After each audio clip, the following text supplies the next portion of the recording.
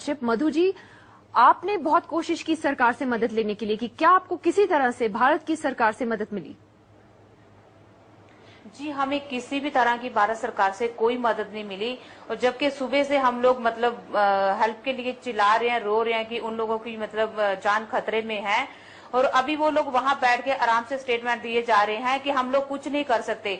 मैं उन गवर्नमेंट से इतना पूछना चाहती हूँ कि वो कुछ क्यों नहीं कर सकते, इसका क्या कारण है, क्यों नहीं कर सकते? वो अपने लोगों के लिए क्यों कुछ नहीं करना चाहते हैं? अगर हमारा पड़ोसी देश पाकिस्तान हमारे अपनों के लिए सब कुछ कर रहे हैं, पैसा भी उन्होंने पे किया है। अभी वो उन्होंने मतलब शिप भी वो लोग भेज रहे हैं, हेलीकॉप्टर भी उन्होंने भेजा है। अभी क्या क्या पाकिस्तान करेगा? इन लोगों को मतलब इनके नाम अंदर कोई इंसानियत नाम की कोई चीज नहीं है। वो लोग, मैं ये उनसे ये पूछना चाहती हूँ कि वो बता दें कि क्या कारण क्या है कि वो क्यों हमारी मदद नहीं करना चाहते हैं। आपने किसको फोन करने की या बात करने की कोशिश की? किससे आपने बात करने की कोशिश की मधु जी?